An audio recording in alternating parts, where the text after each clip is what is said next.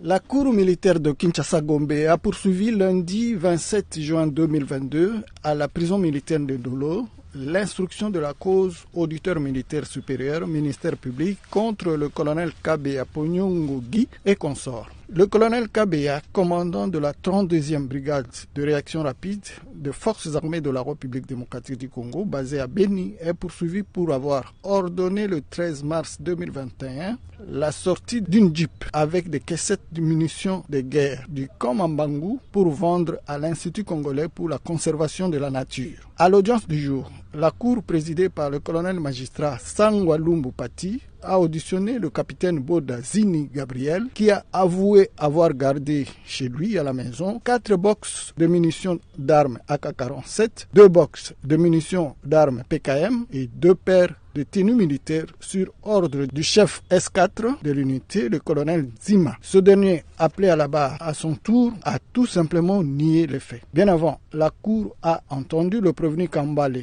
accusé d'avoir escorté le véhicule transportant les munitions de guerre à la résidence du prévenu Safari Bageni, agent à l'Institut congolais pour la conservation de la nature, où il était commis à la garde de ce dernier. Pour sa part, le prévenu Amadi Omari, chez qui la justice a saisi une caissette vide de munitions, n'a pas répondu aux questions de la cour au motif qu'il ne parle ni le français ni le lingala, alors qu'il s'est fait identifier comme étudiant en 2e grade. Pour le ministère public, représenté par le colonel magistrat Limbaya Mombenzi Alpha, celui-ci était animé tout simplement de mauvaise foi, tandis que son co-prévenu, le capitaine Boda, est passé aux aveux en citant son chef hiérarchique. Parce que nous n'avons jamais versé une liste dans ces dossiers, une liste de témoins du ministère public que nous avons notifié à Zima, où nous avons repris les noms des débats, les noms des Boda comme étant des témoins. Non, nous n'avions jamais fait.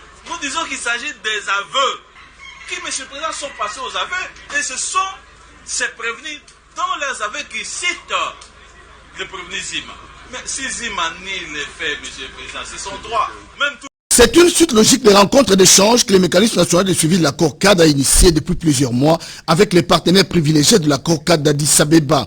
Situation sécuritaire à l'est de la RDC oblige les hauts représentants du chef de l'État au mécanisme régional, Claude Ibalanki et Colomba, à échanger ce lundi 4 juillet 2022 avec Victor Toukmakov, chargé d'affaires de la Fédération de la Russie en République démocratique du Congo. La résolution 2641 du Conseil de sécurité prorogée jusqu'au 1er juillet 2023 sur l'embargo des armes à destination de la RDC, l'incursion de l'armée rwandaise sous la couverture du M23, des sujets abordés lors des échanges. Je pense que cet échange d'aujourd'hui lancera des bases pour des contacts ultérieurs entre nos deux institutions, pour avoir la possibilité d'améliorer la compréhension entre nos deux pays, y compris devant les instances internationales. Comment un pays membre du mécanisme régional de suivi peut servir de base arrière au mouvement terroriste et agresser la République démocratique du Congo à l'indifférence totale des autres pays membres, s'interroge Victor Toukmakov. Les Congolais peuvent toujours compter sur la Russie en ce qui concerne la possibilité pour le pays de s'approvisionner en tout le matériel qui est nécessaire pour l'armée et pour la police nationale, pour les autres structures en matière de sécurité. En dépit de l'embargo du Conseil de sécurité de l'ONU sur les armes et des sanctions irrélatives, la Russie envisage de perspectives de coopération entre les deux nations.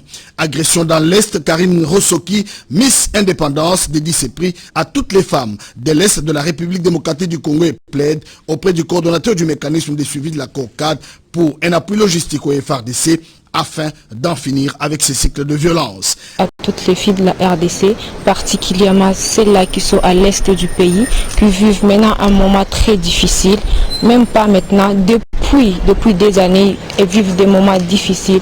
Je vais leur demander d'être fortes, parce qu'elles sont intelligentes, elles sont capables de faire des choses. C'est le moyen qui leur manque, de rester telles qu'elles sont.